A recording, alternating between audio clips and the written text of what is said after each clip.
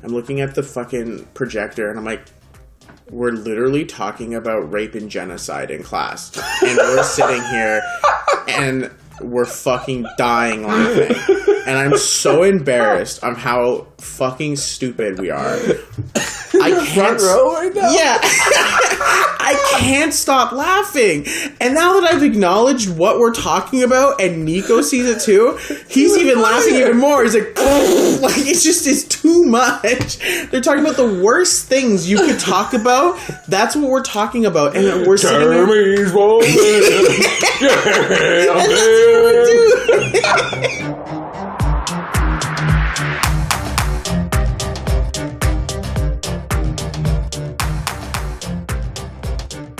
So hey, we're back now. Let's go.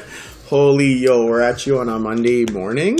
Oh, okay. So your boy just woke up. Let's go. So what are you talking about Monday morning? He's talking about Monday bachelor morning. Like this is 10 a.m. Like we're not Monday morning. Your boy's been up since 7. The girls got up. We made breakfast. I fucking vacuumed. I've cleaned the floors. It started snowing like crazy last night. Yeah, what is this? So went out gross. There, plowed the driveway. Made sure I didn't text him before I got here because I knew he wouldn't be up yet. Got here, he's like, "Oh yeah, no problem, just come in." I just look at this man. He's got one eye open. He's got his hoodie on because that hair's not getting done. But we're here, Monday morning. Oh no, yo! The other day, like I woke up. It was like my days off, so like. Didn't think of going outside. Why would I go outside and stay home? So pandemic stuff. And then it was like my first day back to work, and I leave town, and there was no snow in Chilliwack at all. And so I drive down the highway, get off in Abbotsford, and I think it was like as soon as I get off onto Sumas, there's instantly snow all over the road, and I'm like, damn, oh shit. Me and my bald ass all seasons are like, damn. But there's like a car in the ditch. I'm like, well, I'm not going fast enough to end up there, but like, damn. So I'm like, whatever, like snow.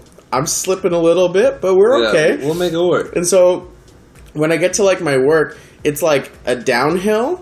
And so like I'm coming down the hill, and like I said, I'm not going fast. I'm probably going like 30 because I'm nervous. Yeah. And I go in, normally I pull into the first stall right there, and that's where I park.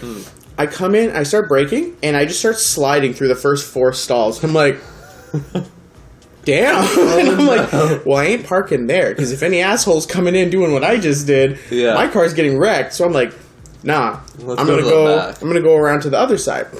The other side's on a bit of a slope. So I pull up, I park, and I'm on my phone, and I just feel my car start sliding down. I'm like, oh no. I was honestly, I'm like, I need new tires. This is what all this is saying. Get new tires. So in wintertime, put them on. Yeah, it's very unsafe. So I had to like pull it up, going up to some flatter area. I'm like, I'm safe here. Yeah. But then like the snow was like gone after like a couple hours. So I was like, whatever. But like today I wake up and I'm like, oh, great. Yeah, it's still fluffy. It's not like super wet yet, so it's not too thick. So it's not too bad. Yeah. But we went adventuring yesterday for Valentine's Day. Because now I got 3 Valentines. So I gotta do tons of shit. Kyle, who's your favorite? Yeah, so on to the next part. We can't tell them on TV or whatever the fuck we're going to be on. So you're saying there is one. Now the girls got to figure that out. Hey, prove you're the one. That's what I'm saying. No. But so we ended up... got them all cards, all the fun stuff. Got the girls matching dresses, and then we went out to this adventure trail just outside of Agassiz, between Agassiz and Harrison. And we got there, and like you said yesterday, there's no real snow anywhere. Road's fine. Turned into this trail, it's just snow everywhere. So we planned for everything because we got kids everywhere. So we got all their snowsuits set up, get them all in it. As we start walking, we realized that Brooklyn's not going to walk in this. It's too thick. She's just pitter-patting away, wanting to get picked up. Yeah. So, clutched up, we had a little inflatable sled Brittany had just bought that was in the back. So we pumped that thing up, put it down, realized it doesn't have a rope. So at first I put Brooklyn in it. I'm just I'm hands and knees just pushing her. I'm like, this Sus. is stupid. Yeah. Run to the car. We get those little dog shit baggies. We got like it comes in a little chain? wrap. No, it's like a green plastic bag that you go out a little bit, rip it off.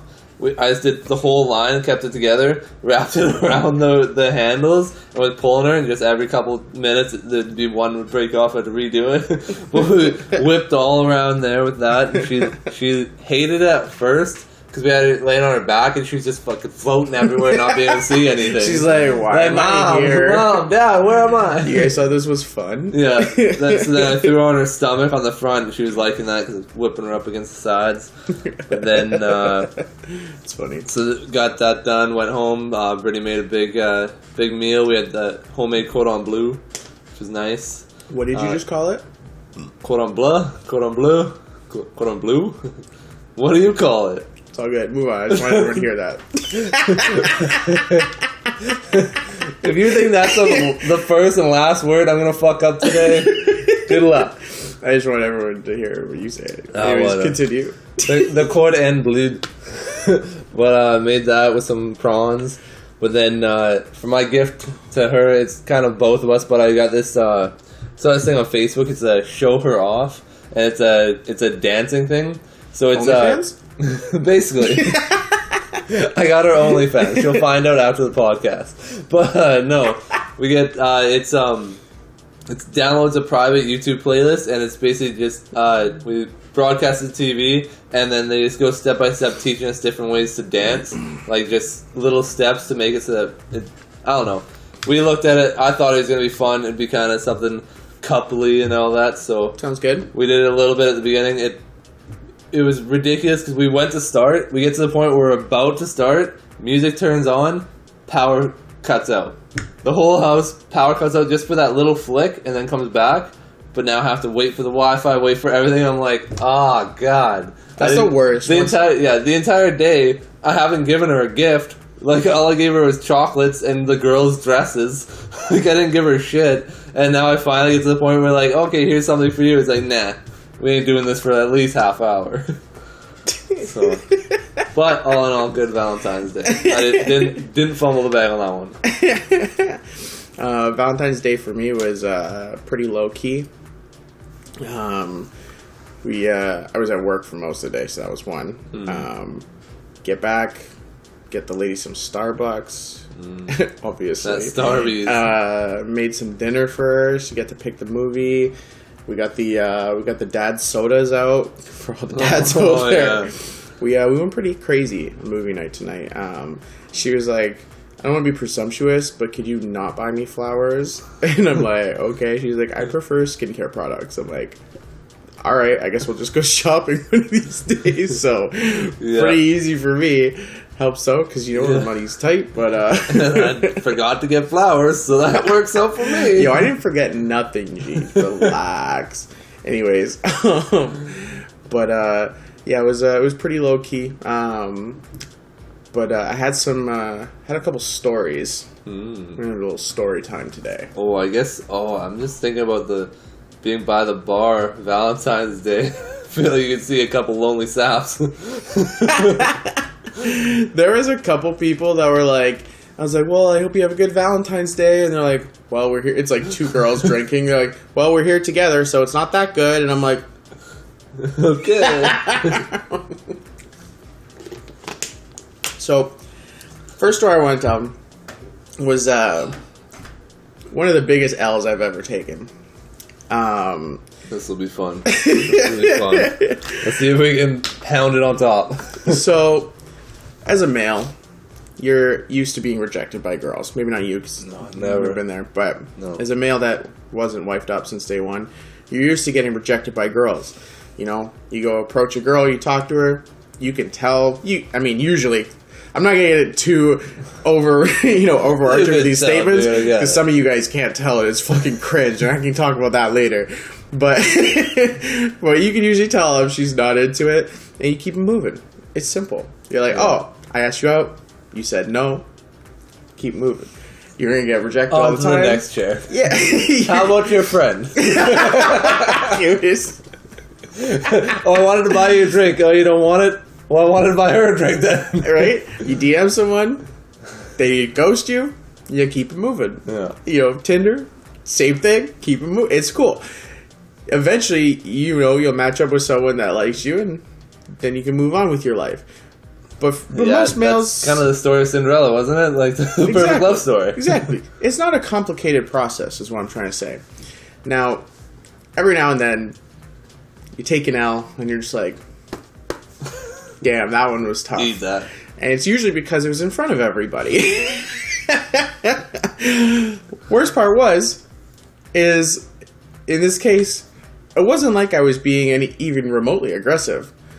Basically, to trim the fat, get to the start of the story. I think we're past the trim the fat. You're already in the meat of it. So we got some gristle on this story. I used to work at this hotel, and I was a bellman.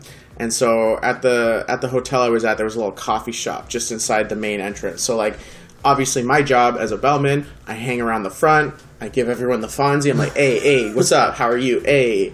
And I do that all day. Everybody ignores you, walks past. Exactly. Says, oh, it's a nice little Mexican. Exactly. There's a little Mexican. This must be a nice resort. How exotic. Wow, I didn't know we went across the seas. Fuck. Anyways, so you're enjoying that way too much. So anyways, I would get bored. So I go over this department, go flirt with the cute girl that works there. I get bored, I go over this department, go flirt with the cute girl that works there. I had a couple friends around the place, so I go hang out with some of my friends. And everything was chill. And there was one girl who worked at the coffee shop. She was very conveniently located right next to me. Now, that being said, this is so long ago, I don't remember her name, so let's call her Jessica. Anyway. Fair enough. So anyways, me and Jessica would chat it up every now and then. I thought she was cute. She would talk to me. That's pretty much as far as that went. And we're gone. But I kind of felt like there was at least some kind of vibe there, or at least for any of you funny guys out there, you know that like they might not be into you right away, but you just need a little bit of conversation before they can start like warming up to you. Like, so once they see that you're a funny guy, because before that you're just that fat guy, you're like, what am I doing here? Like I said, you need a personality. Yeah. You need that personality. Well, funny guys know they gotta warm up to you, right? Yeah. Anyways, so we've been chatting for a couple weeks, whatever. And then I think one day I went out to the movies with the boys. I think, if I recall correctly, it was like Ryan, Max, and Colton were with me. And we went to the Cineplex. And we were leaving the movie. And we're leaving through the lobby. And her friends were coming in. So we're like kind of crossing paths in the lobby there. Yeah.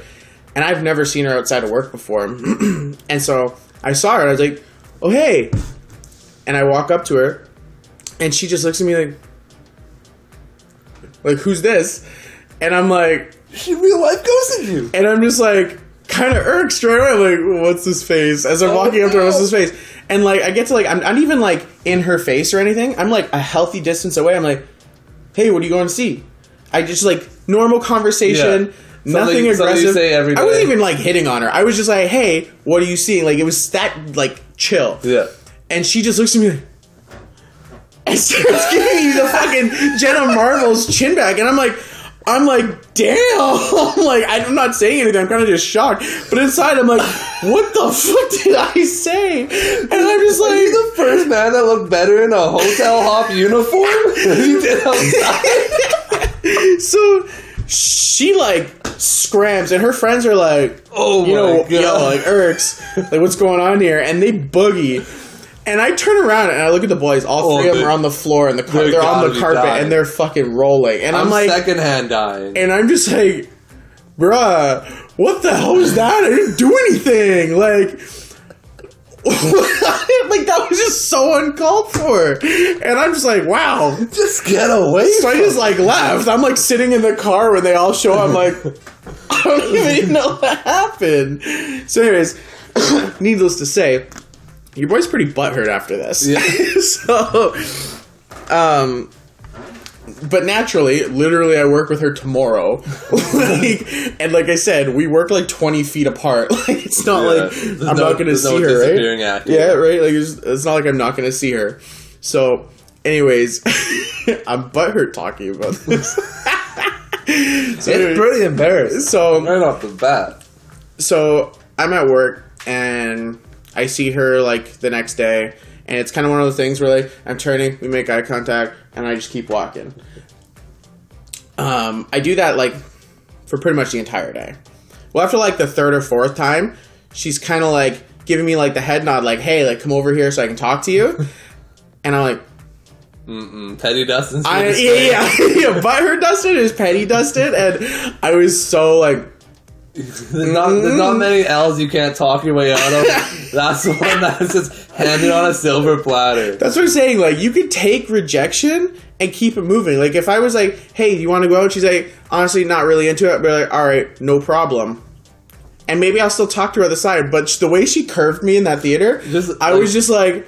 I'm just picturing like the Mean Girls, like somebody walking up to one of them and just keep going. It's just the biggest yeah, it was a pretty serious Jenna Marbles impersonation. It was bad. That's bad. That's bad. I was pretty irked by it. Anyways, so it doesn't even take her to the end of the day to realize something's up. Now, obviously, I'm pissed. Everyone can tell I'm a little butthurt about something. So I told the boys at the Bellman guys. I told them. The whole hotel knows. I told a couple friends. Guy comes in for it, gives him the keys. He's gonna tell him the story right there. It's no mystery. After a couple of days, most of the people that are like our age know what's going on. Like the people that talk, most people know what happened.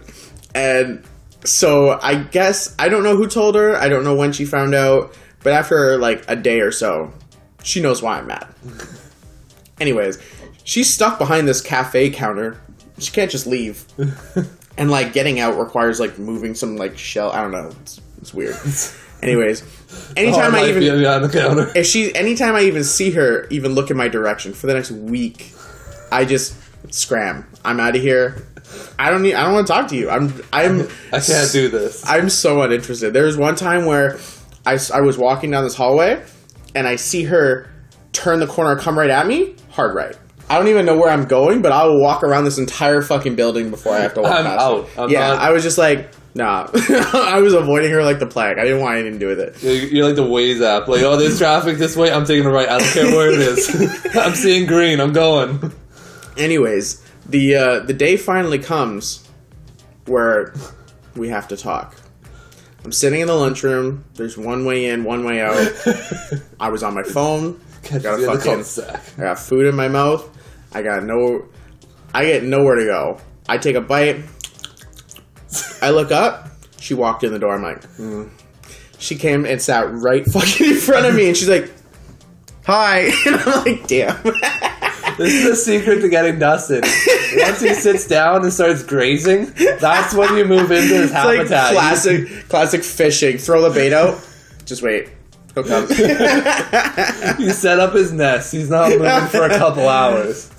Anyways, so she's like right there now, and I'm like, all right, well, it's time to have this conversation. So I'm like, what's up? Acting like nothing happened. How's it going? And she's like, Dustin, I'm so sorry. Can I explain what happened? And I'm just like, The head bob. What have you said? I'm like, go for it. Tell me what happened. She was like, I was so high. I didn't even know I was at the theater until the movie started. I didn't recognize you. I'm sorry. And she's like, I didn't know you had tattoos. You always cover them up at work. And I'm just like, once again, I don't know what it is about this white-ass tower, but it's like, so you just saw some brown dude walk up to you and you're like, ah. Yet again, brown guy with tattoos in the dark. You gotta stop sneaking up on women this way. This is why you got lucky with Hope. The rest of them are all seeing through your shit. Even people that just see you as a normal person, they're like, what is this guy thinking? You gotta keep out of the shadows, my man. Wear a flashlight. You need one of those kicks with the headlamp. Yeah. She was too high. She didn't know it was me. And I'm just like... And realistically, it's a little bit of a red flag. Kind of helped you out there by the fact that she was so high out in public. What was she high on? Like, anybody? Like, I don't smoke weed. Never have. Can you get that high? I smoke weed. Definitely do. I've never just not recognized people. Or, like not knowing where you were. I've never been like, oh, I just show up at this spot. Like, is a dream state? No, you're not just high on weed. Right? Like, all my drug users out there, tell me what she was on. I don't fucking know, but she was on something. We got some people with some accurate descriptions coming out here. But, yeah, either way, she's like, I didn't even know where I was. And I'm like, damn, like, that's tough. I mean, I was kind of over it. Like, you think it's been a couple of weeks. I was butthurt, but I was kind of just more like keeping it up for the sake of... I'm not taking a second L and being the first one to talk. Yeah. One L in this whole situation. Exactly. I wasn't about to just like get back into this. So I was like, whatever. It's been a week. I wasn't even really mad anymore. I was just playing it up still. But yeah, I just remember like it wasn't even, that we stopped talking or that, she apologized. None of that even mattered. The only thing that really mattered was how fucking deep the wound was of me standing in Cineplex as her and her friends run off, and the boys are just pissing themselves behind me, and I'm just like... And none of us believe that she went and talked to you. Not a single one of us believe this bullshit story. The real story is Dustin trying to pull some chick in a Cineplex and got curved like a fiend. You're the only person I know that could make up this story. You got a whole plot line. You're like, oh yeah, out in the Harrison area where you don't know any of those people. Don't worry. That's the key to a good story. You just have to have a good backstory. No, she went to a different school. She went to a different school. World building and make your own universe. This is a real life Minecraft here. Holy. Plain as hell. Yeah, so that was a pretty tough one. That's good. I wear that on the chin. Fortunately, I think most boys forgot about that one, but bringing it back up. Yeah, you never know when you need a reminder. Man, did you see? Holy God, Tom Brady forgot he was 43 and tried to party with Gronk. Yo, my favorite clips of the week were him just like, like these guys hammered. It's like, oh my God, you're your own dad. I loved it. It was so fun watching the parade and everything about it. And then like Gronk would like sit on the side of the boat, just fucking sloshing. Yeah, Gronk was just like, yeah, he knows what to do. He's partying. Yeah, he's done this. But then the big controversy that came out of it was throwing the Super Bowl trophy. Tom Brady going for his last completion of the year, fucking boat to boat. Then everybody's like, "Oh, he threw it to Gronk," but I'm pretty sure he just threw it to some random guy. So it wasn't Gronk. I think it was like their backup tight end or something. Yeah, I think it was the backup tight end. But the thing was, I thought that at first. I thought he was just like, "Yo, hey, random." Yeah, and they put it up. I'm like, dude, hopefully they don't just. They're on a boat. They could just go. Right? Turn the jets. Do you know what I saw, though, that made me fucking cringe? I think it's like the granddaughter of the guy that, like, originally made the Lombardi trophy. She's like, I want an apology. That trophy means so much to me. And the way they disrespected it, I was like, go away. Wasn't it like 2017? Gronk fucking blocked a pitch with it? Yeah, he fucking bunted with it. She's like, the way that Gronk and Tom Brady abused the Lombardi trophy is just disgusting. And I'm just like, you don't want to see what everybody else does. That's what they do with all the cameras on them. You want to see what the rest of the team's doing that trophy the first time they seen it? Like, calm down. That's what I didn't realize how little people give a shit about the Lombardi trophy. Like, the Stanley Cup, it's got its own keeper. There's a guy that goes with the Stanley Cup everywhere it goes. Like, they travel like 300 days a year. He's always with it. Only certain people are allowed to touch it. It's a super particular thing. Whereas Lombardi trophy, you could just get a new one, apparently. Like, we just sink it, we got a new one. The Stanley Cup is like one cup, and it's been like the same cup for a long time, and they just keep building on it, making it bigger and bigger. Lombardi trophies made like the new one every year. Yeah. Like, and then like the other ones, they just end up in like, I think the team's just like in facilities. It's like, here's all our Lombardi trophies. That's it. It's just it's so weird. And like, if I was Tom Brady, I'd be like, I'd like to keep my Lombardi trophies. Like, I think I've earned these trophies. Like, fuck that team. Well, how many does he have at this point? Like, well, does he get to keep one himself, and the team get one? Like, I don't think he gets any of them. I don't think he gets to keep it. No, I think he probably gets a small, like, you won the Super Bowl type trophy. He gets a little medallion. First place. A medallion. Starting quarterback. Just this little gold thing sitting here. Just a little baby one. To Tommy. You won! Exclamation. Yeah, I don't know. But, yeah, he's definitely got enough of them that he clearly doesn't give a fuck anymore. Like, he's just like, whatever, let's play paths with it. Yeah. I wonder this is your first time here. You guys have it. I don't need it. I wonder if he's going to do the apology, because that's his big thing now. He apologized to Tyrann Mathieu. Maybe he's going to apologize to this lady. I don't even think he knows this lady's even on the radar. He's just like, you know this guy posted the other day too? Back to work. Yeah. And then you see, he's like, oh, nothing to see here, just avocados. And like went in the video of him stumbling. It's funny. That's buzz. I had another story to tell. Mm-hmm. This one is for my boy Nico. When we were group chat, Nico? Yeah. So when Baxter, just with the group chat, I don't know any of these guys technically. Like all my friends from Toronto. He said Nico. I'm like, I know exactly who you're referring to. But all his boys from Toronto, we play games. We have a group chat together, and like for a while there, I was better friends with a couple of them. I feel like we had a good year where it was like, hey, like is Dustin gonna come play? And like, yeah. I don't know. We'll go. Maybe I'm just not on Xbox for a long time, so I haven't played it like a long time, and they're still going. Yeah, well, I'm in a group chat. I'm talking to them on the mic. I'm calling them.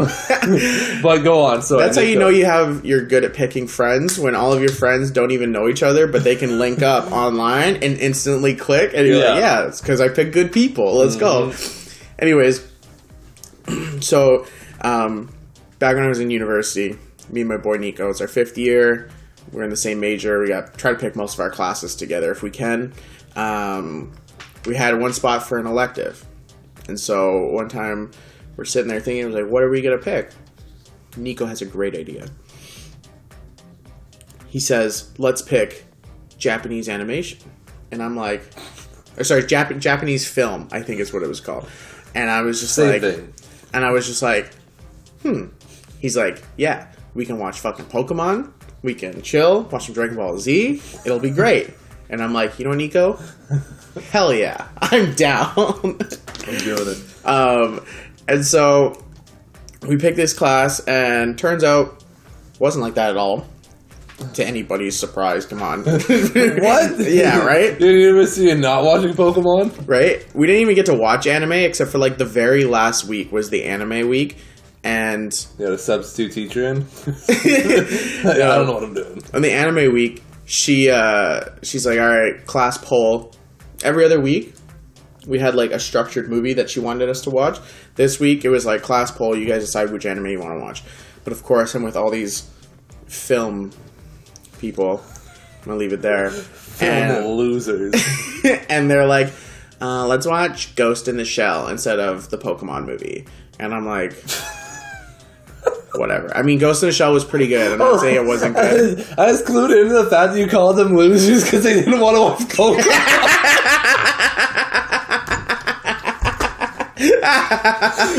First off, dweebs. I didn't call them losers. You called them losers. Yeah, you inferred. This guy's out here making fun of people for not watching the same anime as him in his class in university. No. God damn. The audacity. And so that class was pretty funny from the beginning, just because there were so many like characters in it. The first day of class, he comes in with his rolly backpack, and he's like, we're in university. He comes in with his rolling backpack. Europe? What is this, man? He comes in with a rolling backpack, and he sits in the front of the class, and like this lady is like unorganized. She's like, yeah, like I wasn't even sure what class we were gonna meet in today. Didn't think about the classroom that's mine. Yeah, she's like, I haven't even printed off your syllabus, so today we're probably not going to do much. Probably just go over like the, administrative stuff, and then next week we'll meet at the proper room, give you syllabus, and then you guys can kind of know what's going on. And this kid's in the front row. The teacher's like, sure, what's up? For anybody listening, he put his hand up. Yeah. Just so y'all know. Yeah, and the teacher like looks at him, she's like, yeah? what's up? He's like, should we be writing this down? And she just kind of like half smirks. She's like, no, I don't think it's necessary. I'll give you your syllabus, next week, and you'll be good with that. And he's just like looking at her like she didn't say no. And she's like, I guess you can if you want to. He's like, oh, okay, cool. And he starts writing everything down. I was like, yo, what is this guy doing right now? This guy, I'm like, whatever. I don't know this kid. He's just that weird kid at the front of the class right now. Fast forward a couple weeks, and me and Nico get to class. Door's locked. Cool. Sit down on the bench. Just wait for the teacher. What do you do? He pulls up like 2 minutes later with his rolly backpack. Tries the door handle. And he's like, it's locked. And we're like talking. Look at him. Yeah. It's locked. That's why we're sitting here. And he says, so it was locked before you came? And I'm like, no, I locked it and sat down because I wanted us to hang out here today. What the fuck kind of question is that? So you guys didn't lock it, or did you lock it? It was locked before you got here? Wow. Anyways, so this kid, I couldn't handle him. Anyways, so in the class, he would always sit in the front row on the far right. Me and Nico pull up in the middle, second from the back. Duh. And it's basically like a mini movie theater because it's a film class. We also didn't take in that it says no food or drink on the door. Literally the first movie we watched. First off, Nico is like literally high every day. Like the class, like I don't do that, so like I'm chilling. But he was just sitting there the whole time. You're eating even for even munchies. I was the one that brought the snacks. Going mano a mano on this bitch. But it was just so funny because it was like literally the first movie. And you just see Nico like giggling. And he just starts like peeling the bag open like... You know how it sounds when you open a chip bag? And literally like 3 or 4 people are just like... Who's this? And we're just like... And it's so loud. The chips were so crunchy. It was so funny. You guys forgot to check that part on which class you're going to take. We allowed food? Yeah, we were so loud. Anyways, this kid who's sitting in the front row, he would always turn around and just be like... And like look up at us like this. And it was just so... The way he would look at us was so cringe. And it was just so funny. And because Nico's so high, he just couldn't handle it. And once he just starts losing it, I'm dying. Because I can't handle this either. This whole thing's too much. But all it would take is one comment. That kid would turn up and look at us. And Nico would just start pissing himself laughing. And like... There were some other characters in the room too. Like...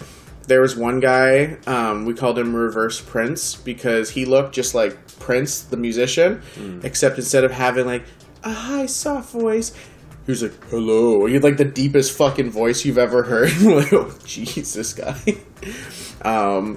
There was... He was just a black guy? So you call him Reverse Prince? He's just a typical black guy? He was nothing... I didn't say anything about him being black. I said he looked like Prince. Isn't Prince black? Yeah, I guess so, but like, it had nothing to do with it. That was a reach. Anyways, there was this girl who wore like some like gypsy sultan hat or something. I don't know what it was. She was white, so whatever it was. Gypsy sultan? It was definitely not some religious thing. It was her just wearing it because she felt like being... Might as well. A mind reader or something. I don't know. Yeah, she was weird. You go to university, reinvent yourself, be whoever you want to be. There was Lance Armstrong, this dude that would pull up in his like full biker's gear, like fucking tight ass unitard or whatever it's called, bodysuit, and he would wear his helmet the entire class. Got that Flanders outfit with nothing at all.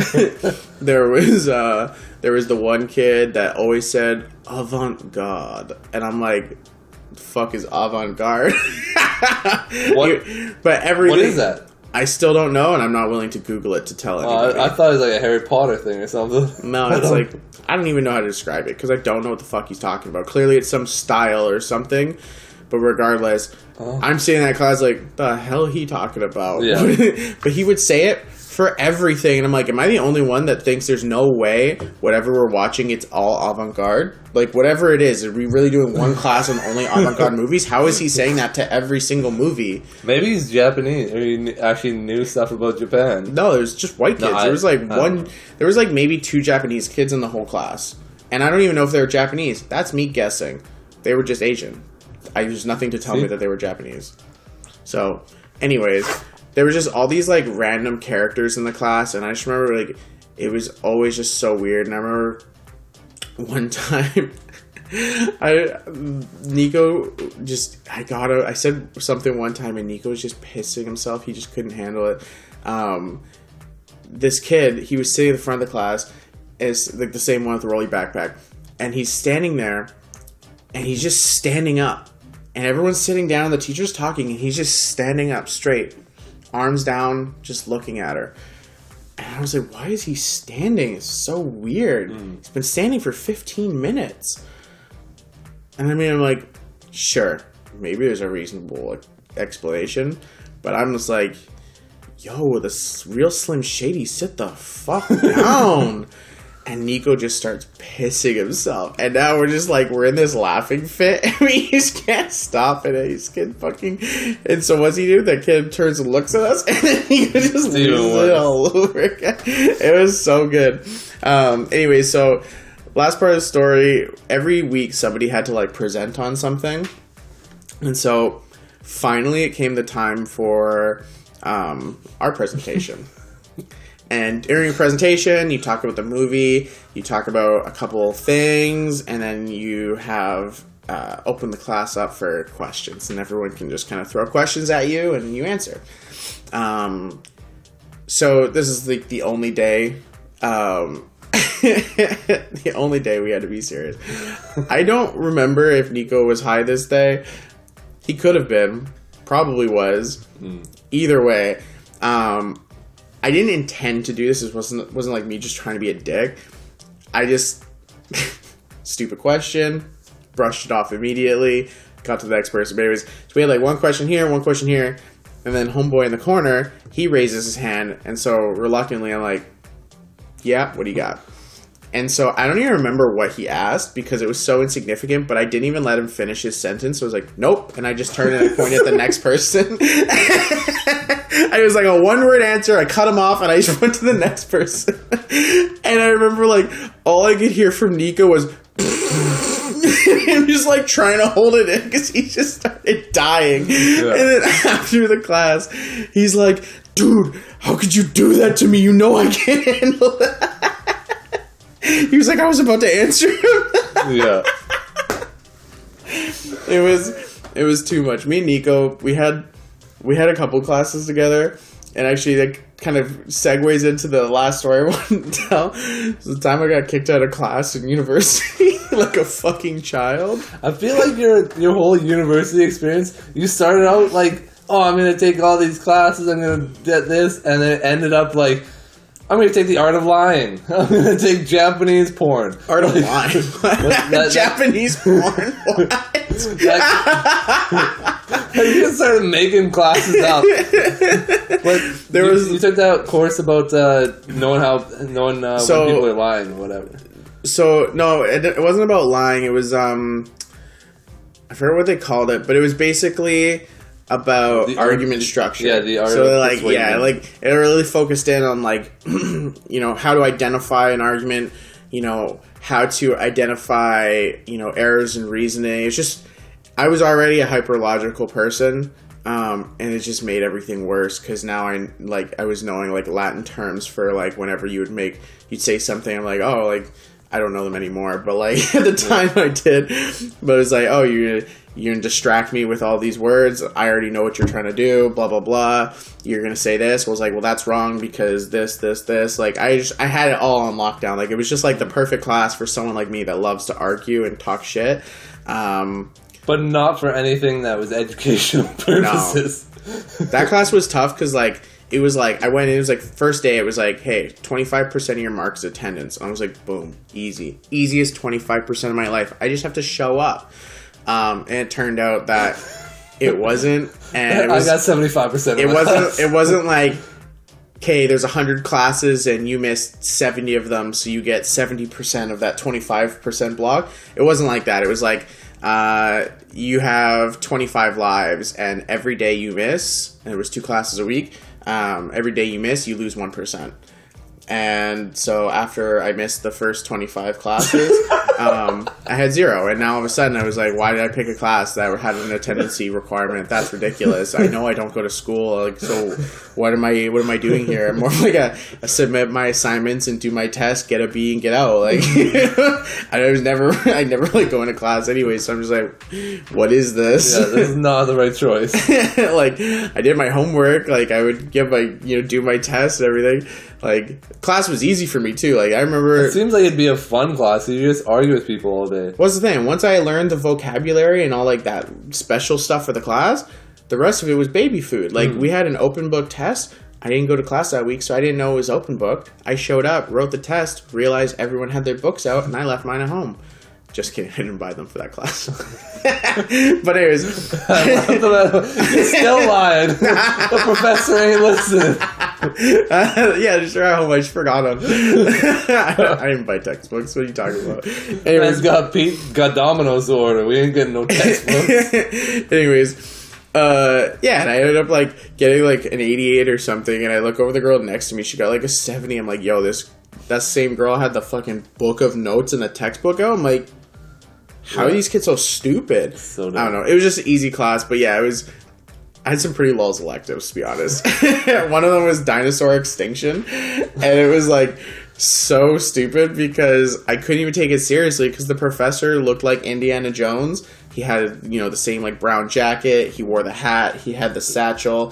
Thing was, you think you'd get to class, take your bag off, maybe take your hat or jacket off? Nah, dude would wear the satchel the whole class. Like, this kid was committed. He's in character. I'm saying kid. He was like 40 something, but like this guy was committed. Fucking kid. Yo, this kid. He's out here playing dress up. He's acting like it's Halloween every day. He was committed to the look. Okay, he was determined to be, this guy, and I was just like, whatever. Like, that's what happens. You pick weird classes, you meet weird people. That's the way it goes. Yeah. But yeah, so me getting kicked out of class, me and Nico took this one class, and I think it was actually for our major. It was like Nations and Nationalism or something like that.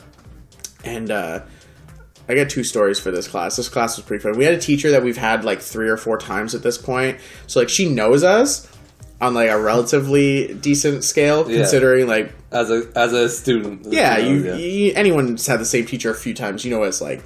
Anyways, she was pretty chill. Like she was good to us too. Like she would always give us decent marks. I never had issues with this teacher.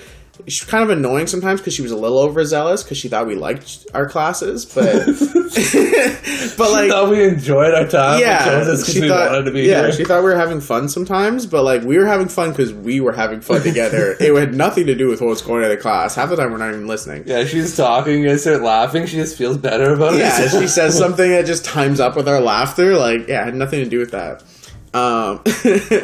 Anyways, so this particular class,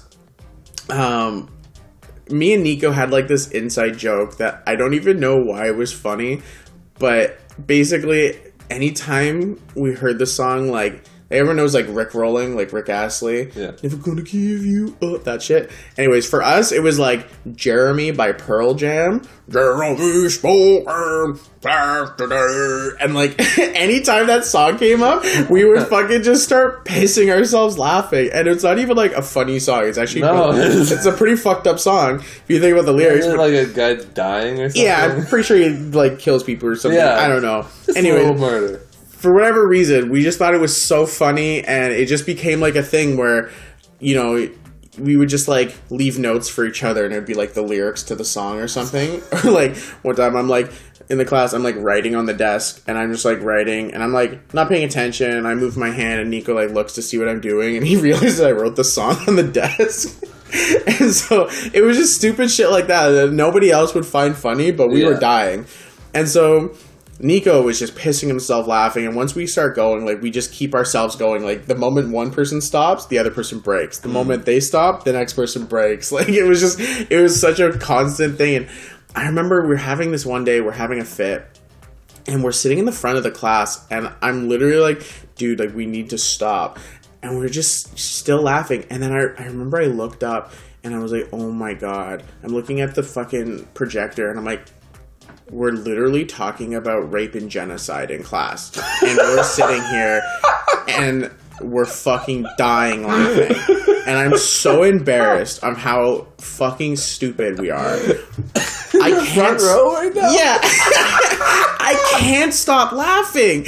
And now that I've acknowledged what we're talking about, and Nico sees it too, he's even laughing even more. He's like, like, it's too much. They're talking about the worst things you could talk about. That's what we're talking about. And we're sitting there.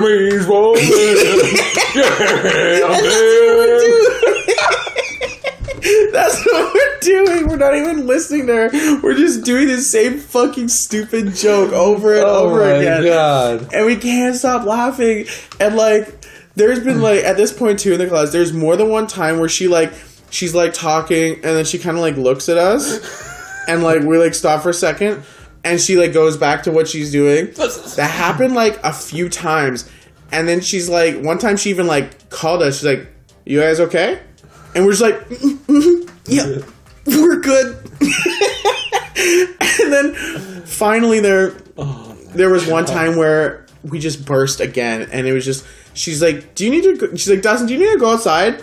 And I'm like, no. And like 2 seconds later, Dustin, can you go outside for a second? And I'm just like, I'm walking out, and I'm like so embarrassed. And then I'm like, then I start laughing. I'm like, did I just get kicked out of class in university? Oh my God. I haven't been kicked out of class since, like, middle school. This is so embarrassing. Like, you're such a fucking child.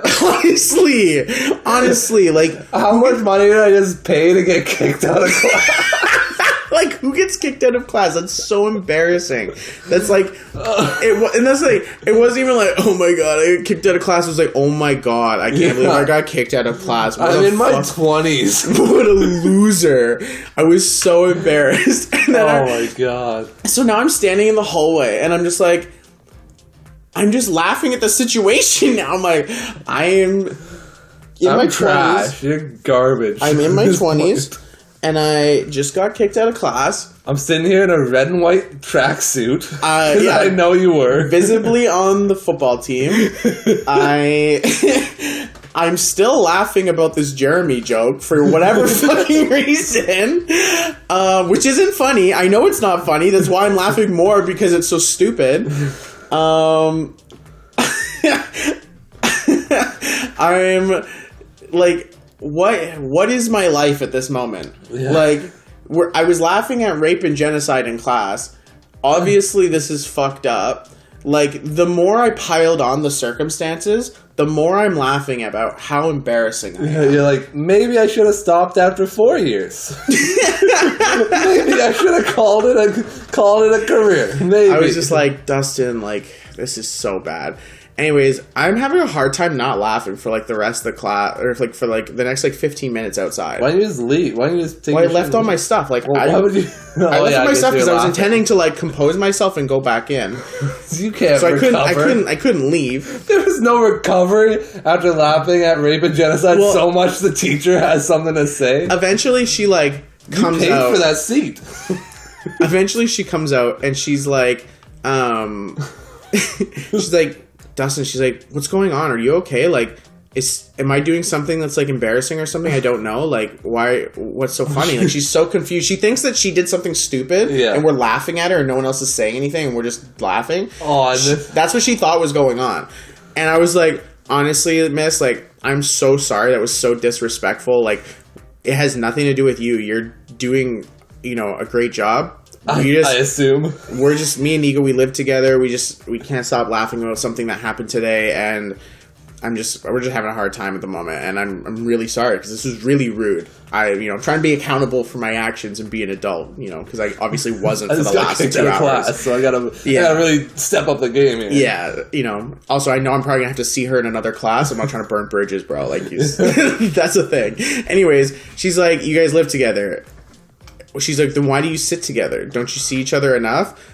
And we're like, I mean, yeah. She's like, well, why don't you just sit somewhere else then? And I'm like, maybe that's a good idea. I think you're right. We should probably just sit separately.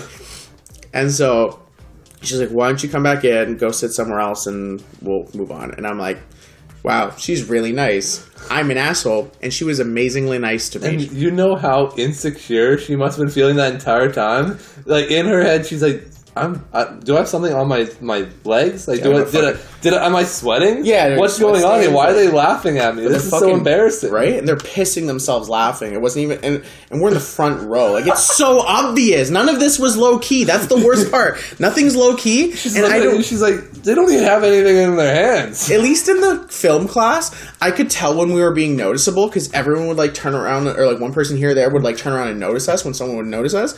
But in this class, we're sitting in the front row.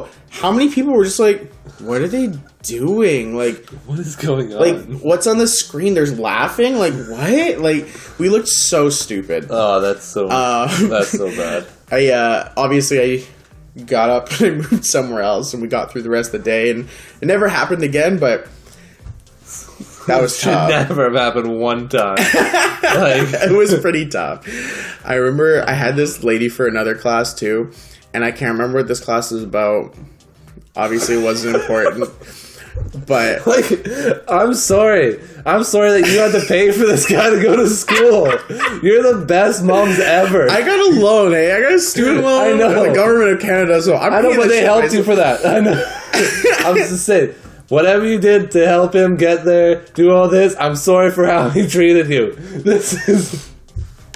Anyways. This is like you were at Rundle. You treated university like Rundle. You was hanging out with the boys. So.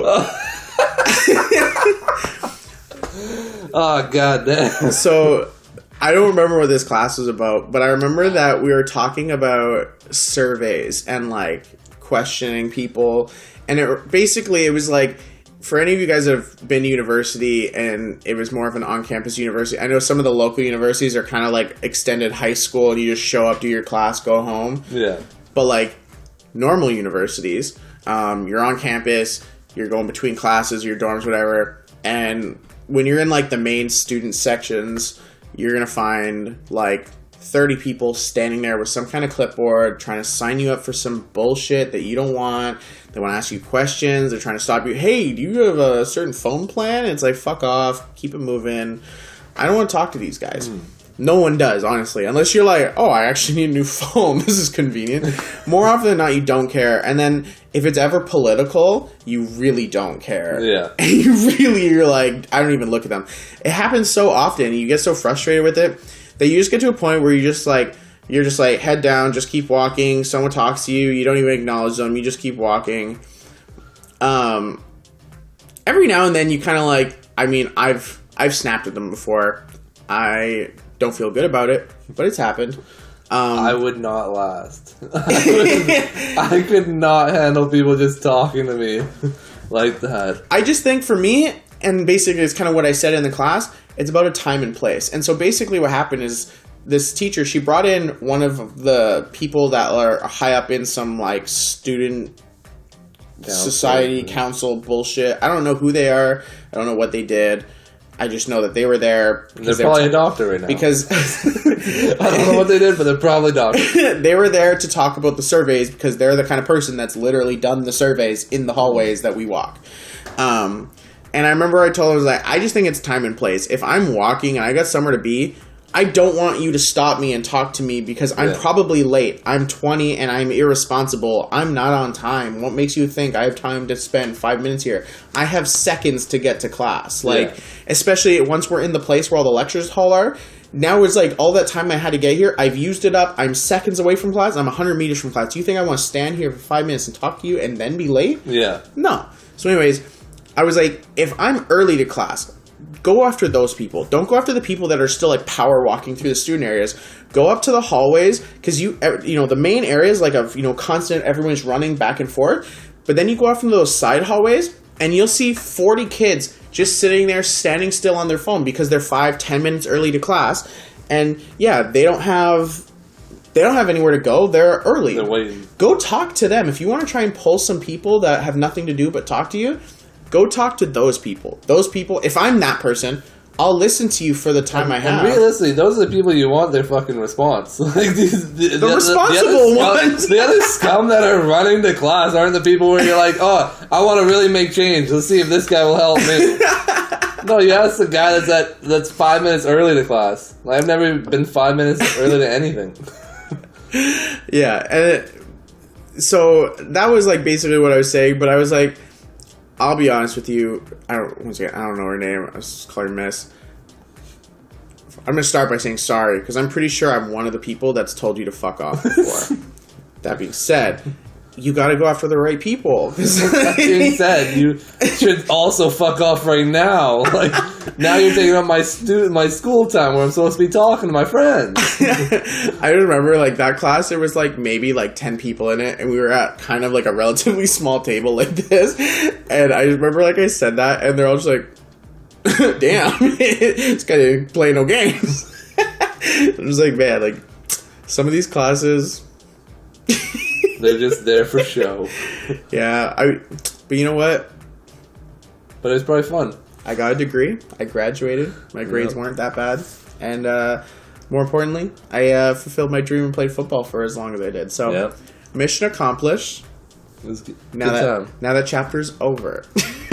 And now, as a perfect segue to end the chapter of your school, let's go to something that I actually care about. Let's talk basketball here. Oh, so jeez. we gotta go back to that big three. The big three of Kevin Durant, Kyrie Irving, James Harden, Brooklyn Nets. Mm-hmm. So they're out there.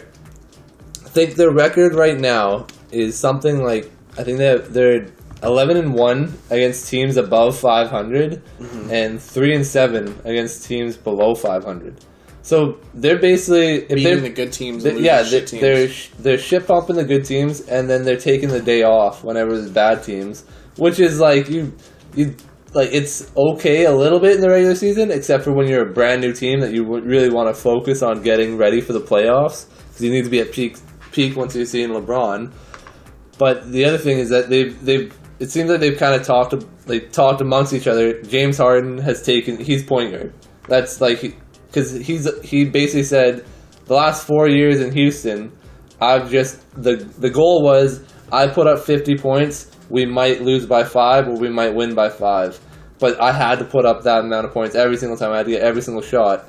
Now that I have two other guys that can distribute those 40 points between each other or more, and then I can chip in whatever, I want to pass the ball. I want to be doing that. Kyrie Irving, he's a scorer. He doesn't need to be passing the ball. So basically, they discussed it, and he's the point guard. Kyrie Irving's the shooting guard. Kevin Durant's the scorer. Kevin Durant. He does whatever the fuck he wants. But there's such a polarizing team because of the fact that yes, they play only offense. They don't care about defense. They only play good against good teams. They play bad against bad teams. But like, when you break down the numbers on their actual big three, like Kyrie Irving, he's not a defender. That's just not his thing. You can hide him on different people. They've got like the worst defense I think I've ever seen. Yeah, they've got the worst defense ever. Like, somehow. Is it ever? Yeah, right now they have the worst defense ever, I believe. But the thing about it is that Kevin Durant is an impeccably good on-ball defender and because he's a 7-foot small forward that's fast. James Harden is, as much as everybody talks shit about his defense, he has some of the best post defense in the entire NBA in the last couple of years for all the rating systems. So they know how to play defense, but they don't give a shit. Then they even have DeAndre Jordan behind them, where he's not the big difference maker that he used to be, but he's still an athletic 7-foot guy that can get blocks and contest the rim. Yeah. But this team it's such a weird super team because they aren't super. They're supernatural scorers, but that's it. They're just so one-dimensional that it's hard to grade where they're going to make it. Do you think that kind of plays into like their record in the sense that like when you have other teams that are doing well, like say like the Lakers, you're like matching them shot for shot, so it's a close game, and you can kind of like, you know, you get them Lakers thinking, oh, we have to outgun them, so that's kind of like the focus of the game. Yeah. But then you have other teams that are kind of dookie, and they're like, hey, we need to play team basketball, and then they play full 60 minutes back and forth, full game, and now they're all 48, but close. You only play 48? 48 minutes, 12-minute quarters. Wow, basketball players are sus. You play like 5 minutes a game. Boys. I'm just kidding. Football plays like 7 minutes per game. But LeBron's playing like the full 40. Anyways, yeah, you're playing the full game, and then all of a sudden the team basketball wins, and all of a sudden shit team won. Yeah, I wonder if that's probably it's very much like college basketball, where like teams like Duke and Kentucky, they cruise through the regular season because they always have the top draft picks coming in, the top rated high school players. But it's a lot of times when it gets down to the March Madness, when they get to the Sweet 16, Elite 8, Final Four, that's when the teams that have like 4-year, 5-year seniors on it are starting to actually make big progress, because these kids that they're playing are 19, and then they're 23. They've been doing this for that amount of years, and they know how to play team ball, like you said, and they know this guy might go off for 50 points. I need to stop all the other 4 and let this guy just do whatever he wants, or just focus on him, let the other guys not make their shots. So I feel like that's kind of what's happening, is that teams are realizing, like you said, the good teams, doesn't matter what happens, they know they're going to have to put their pedal to the metal, go hard at them. But the bad teams, they don't think they need to do that much to beat them. So then the other teams have to just kind of play better basketball, even though they don't have better talent. So it's a weird segment of basketball right now. It makes me think that like they're gonna be like a first round knockout, maybe second. Yeah, they should get out of the East. The thing is, it is the East. So it depends on who they match up with. Miami Heat? Yeah, so if it's the Heat, they're going to the second round. I don't think Heat's making it past the first round. Yeah, I think the whole hype on Miami Heat is kind of done with. Yeah, they had their year. Yeah. If they would have won the championship, it's just like Toronto. Like right now, Toronto it's in the bottom cellar right now, because they won the championship, they made the runs, they had everything going. But it was because they were able to get to that doorstep forever, because they had DeRozan there, and he was the catalyst. They were able to knock that door down when they brought in Kawhi Leonard. They got rid of both those players. So now you have young guys trying to prove themselves and try and get into... They're good enough to play. They're good enough to be close to that upper echelon, but they aren't there yet. So you're not going to have a championship-level team yet. Now you're like... trying to make sure like guys like Fred VanVleet and Norman Powell can like pull buckets, because I don't know where Pascal is, but I haven't heard his name in a minute. He's off the radar. It's because took his money and ran. They basically they were like, oh, he did really good as the lead guy when Kawhi Leonard wasn't playing, or when he was really good on there. We're gonna make him as our number one scoring option. It's like, that's never he didn't play like that. He wasn't the guy that came down and you go 1-on-1, he's gonna get a step back or he's gonna get around you. He was in a transition forward. He's fast as shit. He finishes around the room like impeccably, and he can spot up shoot. Don't give him the ball the entire time. That's not what he's supposed to do. He's kind of like Draymond Green, but with like can score. And it's looking bad. But right now there's talks, which I think would be a great trade for them, like especially defensively. Is they're talking about getting Andre Drummond from the Cleveland Cavaliers, because as you know, he's taken a couple of days off. That's why you won our fantasy matchup this week. Kyle's just mad because I know more about basketball. Super butthurt. You beat me by 1 point. And I didn't even play Harden on the first day when he put up 70 points. I didn't play Embiid, so it doesn't matter. You know what? It doesn't matter what happened. I gave him a spot. I know more about basketball than Kyle, clearly, as you can tell by these conversations. Kyle lost. That's the way she goes. Took an L. You can't beat this genius. But so then Andre Drummond, he's taking a seat in Cleveland right now, because they brought in Jarrett Allen in the offseason with the trades, and he's basically taking that starting role as starting center, and Drummond's not happy at all. He's super butthurt, doesn't want to play, because he went from like in in Detroit, I think he was averaging something like 15 and 15 rebounds a game. So like he was that guy. He was always a starter, and now he's playing backup minutes, and he's just not doing it. So they're looking to trade him, and there's not going to be a huge market for him because he has no offense. Like he can dunk the ball. That's it. He can't do anything else, but he gets rebounds and he can block. He's a beast on that side. So I feel like if Raptors do pick him up, it's not something that's going to put them over the edge, but it's going to be something that gives them that extra layer on defense, because that's what their calling card's always been. They don't have the guys to outscore you, but if they can hold you under 100, anybody can score 100 in a basketball game. But if they're good enough defensively to keep you under it, then they have a chance to win every night. So I think it'd be a good trade for them. I don't know who they give up. That's the hard part. Kyle's hoping so that he has another asset on his fantasy team because injuries everywhere. Took an L. It's been a hard month. Took an hard month in basketball. COVID is really fucking me over. We need to cut this COVID shit out. Professional basketball professionals. I think the Raptors are destined to be waste because, like you said, they pushed the door down with Kawhi. And they get rid of Kawhi, and they kind of show that they still have some steam, and they make like a nice playoff run, but it eventually didn't go anywhere. I think they probably got that far with the experience that they had and how deep their team was, but it doesn't really mean anything once you get to the end, because that's when the good teams are going to push you aside anyway. And like, I mean, I know we've made fun of it before, but how much did your heart sink when you saw Kyrie Lowry out of the game at the end of that last final and fucking Van Fleet try to size him up like he's Kobe or something? You didn't need to watch it. You knew he wasn't going to get it.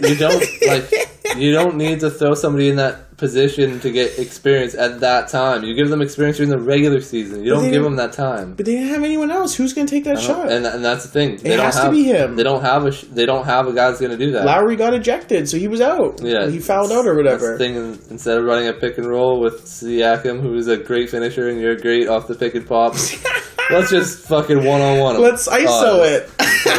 I know we made fun of it a few times now, but that's honestly one of the most embarrassing attempts at trying to be nice I've ever seen live on TV. Like, he really was like, I have to be the guy right now, let's do it.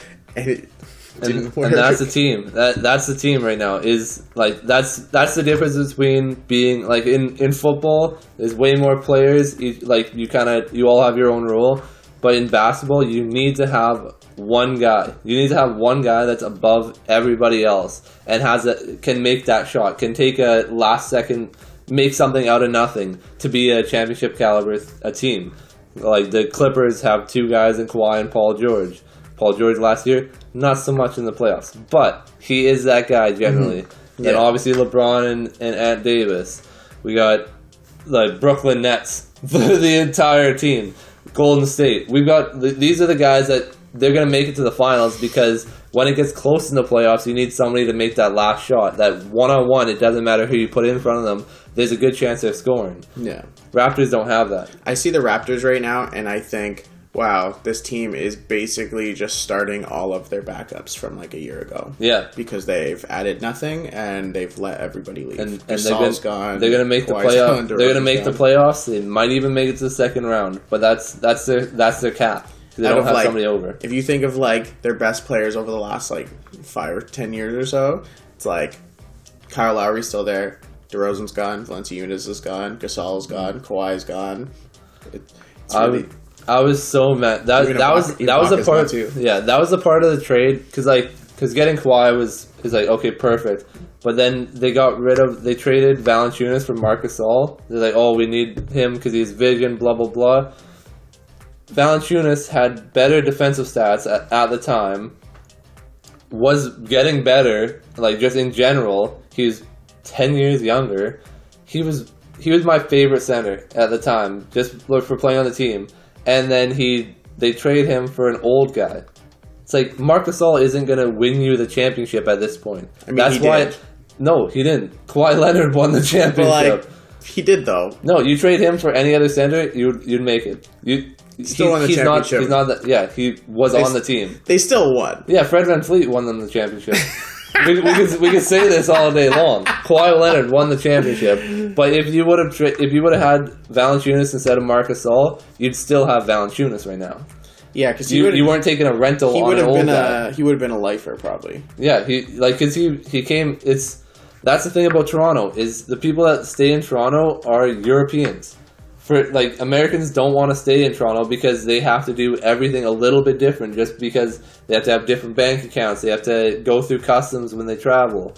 Whereas the Europeans, they're going to have to do that one way or another because they have different passports. So it doesn't matter to them.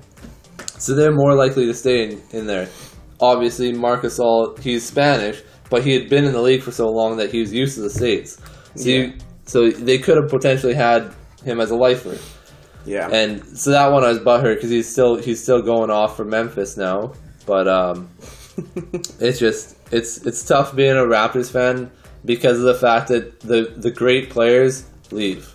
They don't want to play in Canada, and it's so annoying that it's barely different. Toronto's cold as shit compared to places like LA or something, but it's not like they're going to some shit town in Canada. Toronto's a huge city. Yeah, it's still popping. I think they have the biggest, one of the higher bankrolls in for a company owning a team out of most teams. So they have the money. It's just people don't want to play there. It sucks. That's the way she goes sometimes. Yeah, it's kind of tough to watch sometimes, but I do also see your point though with the 10-year difference, having someone that's gonna stick around versus someone that literally jumped ship in 2 years. Yeah, I'm gonna retire. JK, isn't he in LA right now? Yeah, he retired, went back to the Spanish league for about 7 minutes, and then he got a text "Yo, we're making a super team." Yeah, okay, I'm in. I could go for another ring. Why not? Yeah, let's go. That's so funny. Yeah. That's tough. That's the way she goes, I guess. I just don't think the Raptors are going to be able to hold up their long-term longevity, and they need to make some moves because that's the thing. They don't have any moves to make. They've got nobody to trade. The only people they trade are the up-and-comers. You can't trade up-and-comers for stars. And their draft lottery luck isn't there. No, they have no luck. And they're not going to move Kyle Lowry because he's the only rock they've had in that place. Yeah. And it's what who's signing there? You just explained, no one wants to sign there. What are they going to do? That's the thing I'd read before that was kind of an idea that they should it's super shitty, but it might be the only option is disgruntled stars. When James Harden was not showing up to practice, didn't want to be in Houston, everybody's trade with Raptors. He doesn't want to be there. Doesn't matter. He's gonna show up and he's gonna be a star of the team. And they're going to bend over backwards for him, just like they did with Kawhi Leonard. And he might stay for a year or two until his contract's up, then he'll go somewhere warm. Whatever. That might be the type of team the Raptors have to be.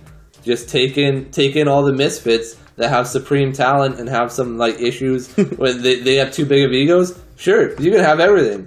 You can have fucking Kyle Lowry's locker. I don't give a shit.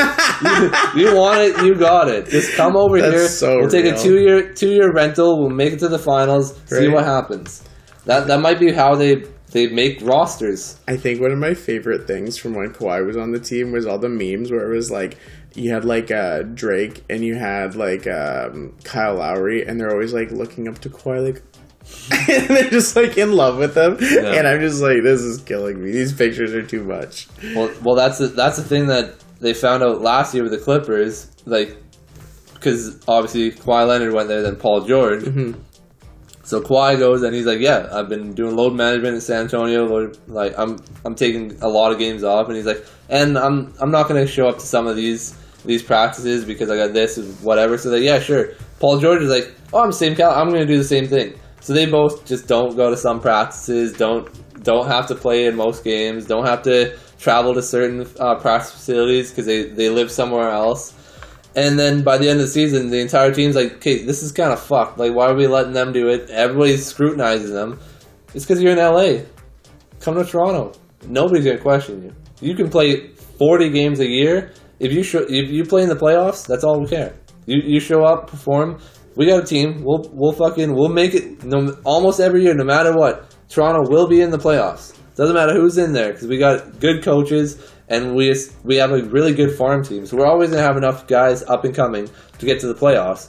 We just need these two guys on top that can propel us to win the actual championship. And that's the thing. They went to LA, found out that's not how it works. Everybody's going to pick you apart. And people gave them shit, and they had to start showing up to practice. Should have just stayed in Toronto. You don't have to practice. You go play basketball wherever you want. Do whatever you feel. That's so funny. That's actually hilarious. They're probably so salty about it, but like, it is what it is. You gotta sleep in the bed you made, right? Yeah. And then, so I wanted to ask you beforehand. Have you paid attention to basketball at all lately? Okay, so LeBron is putting up like his MVP level numbers again. I've seen going again, and then there's discussions about him versus Embiid versus Jokic for MVP. MVP is never gonna go to Joel Embiid. He's not that nice. You heard it here first. Okay. Jokic. How about Giannis? Let's go, baby. Oh, it's been a couple years actually, but no, it's people still, they're going back to sleep on Giannis because of the fact he isn't upgrading that shot enough. Where like he needs to have that final shot. I think I compared him before. What's his points per game right now? He's Shaquille O'Neal. If you don't have the second guy to score at the end of the game, you're not going to make it to the championship. He's not going to make it because he doesn't have that second guy. He doesn't have a Kobe. He doesn't have a Wade. Shaq, as good as he was never going to win a championship on his own. There's never a chance because of the fact that you need to have a guard doing it.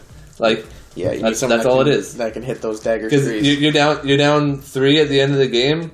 What, you're going to give it to Shaq with 2 seconds left? What's that going to do? He's going to dunk it, they're going to get out of the way, and you're going to have to foul and hope they miss free throws. Give it to Giannis, he's probably going to miss. But Giannis is still the man. He's still the man, but he can't be the MVP when you got people that can do similar things, but also have a jump shot. Except he was the MVP, so you can. Yeah, that year. That year was before a lot of these super teams came out and said, okay, fuck you, we're going off. Didn't he win it, like, last year? I think 2 years. No, yeah, last year. Yeah, before that's what I thought. Before the super teams? So yeah, what, Kevin Durant. Before James Harden. Before Kevin Durant, before James Harden. Well, no, James Harden won it the year before. Before Brooklyn was a super team, it's literally Giannis. So I don't know. 1 year. 1 year. I don't know what you're talking about before the super teams. Before Brooklyn's super team, that's it. Before Brooklyn's super team. Anyways, continue. So Giannis isn't winning MVP. There's no chance of it happening this year. But LeBron has a very good case of it. He's leading, I think he's leading his team in most categories. The only thing that might be a downfall right now, it could either help him or hurt him, is Davis just went down with the injury. I think he did something to his Achilles. I don't think he tore it, but he's just injured for a while. So depending on what happens with that injury, LeBron just saw Tom Brady doing his thing, and he's like, "Yo, I need to do my thing too." Yeah, and that's what people are trying to say. Oh, LeBron's jumping on Brady's coattails, pretending he's just as good because they were talking because he keeps like tweeting, retweeting his stuff and whatever. Yeah, but it's like he's like Tom Brady is the reason that I think he should take the GOAT level is the fact that he's doing a combination of what Jordan and LeBron did. He's got LeBron's longevity of winning so many times, or of getting to the dance so many times, but he's got Jordan's level of winning it. So like he takes that, but for the longevity, there's no other teams or players that you can think of that have went to two different teams, or in LeBron's case now 3 different teams, and taken them to championships. Yeah, that's what everybody talks about. You go finals contender. You go to a new team, you gotta regroup. You got new coaches, you got new players, you got this and that and that. And LeBron's never had that as an excuse. Nobody's ever been like, oh, well, he was in a new team, that's why they didn't win it. It's always like, oh, well, he should have won. Why didn't he win? Yeah. So they both have that same longevity. So I think shut everybody up in LA a year too. So yeah, I think that's what it's. I think that might be the focus that LeBron's going to have for the next couple of years, is the fact that people can still say he has a losing record in the finals. 4 more years. Seeing how the team goes, Anthony Davis is young enough. He spends millions of dollars keeping himself like fake young enough to keep going. Yeah, he's what, 36? Yeah, if he goes till he's 40, which like he could play till he's 40, easily possible. Most people know they're gonna sign Bronny soon. Yeah, he brings in his son for a couple rings, but he evens out that finals record. That opens a discussion again, in my opinion. Everybody will say, "Oh no, Jordan won 6 out of 6." Like, yeah, but he lost all the other years. Yeah, and you know what? I had this thought the other day, actually, that only helps your argument. So I'll say it anyway, just because I'm that guy. Yeah, the first time ever. It kind of, I'm still leaning on the side of Jordan, even with the argument. Yeah. But kind of adding to what you just said, though, should that happen, this argument, I feel like, would push me to the side of LeBron. And basically, what I was thinking was, it's an aspect of mental toughness, in the sense that Jordan comes in, he plays a few years, he's good, right? He's good out the gate, but like, he wasn't winning. What, Detroit was winning still? Yeah. I think, Bird won once still back then. Then he goes, he wins 3, and then what's he do? He leaves? Why? You're at the top of your world, but you couldn't handle the pressure. You're getting scrutinized from all directions. There's just so much noise. Like, everyone watched the documentary, you know what he was going through. His dad died. Like, he's got all this stuff going on. He left. Then he comes back after a little bit, a year or so, or half a year or something. Yeah. Get the team back together. So they don't win for a couple years. Gets the team back together. They bring in Rodman for the second run. And then they win again. He's like, cool. And then where do you go after that? Doesn't he take another break or something? Or he retired again. Retires again. And then came back. Goes play baseball or something. Or first time baseball. Second time he just retires. He does come back later on. Like, I know he comes back to the league and goes to other teams and stuff. Washington. But like, he keeps taking these breaks.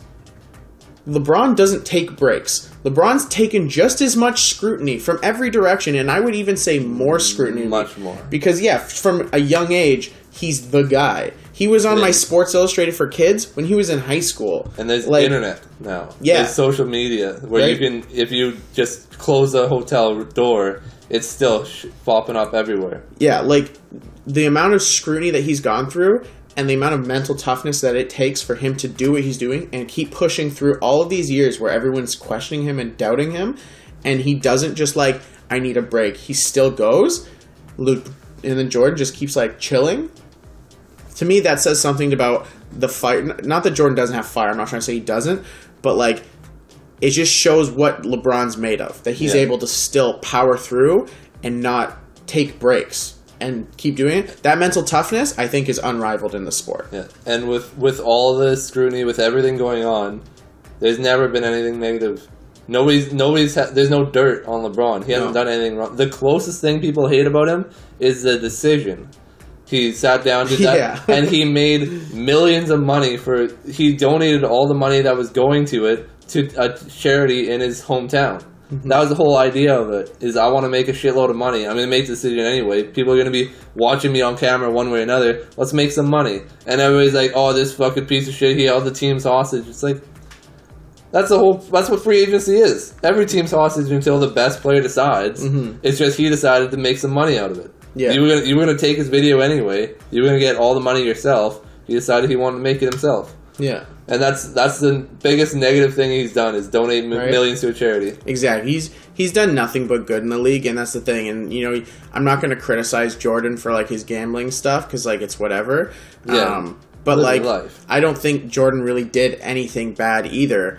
It's just to think that with the level of scrutiny that they both went through, LeBron having to deal with more of it, even like over the course of his career, and for longer, because his career's longer at this point, I believe. Why does Jordan need to take breaks? Why does he keep retiring?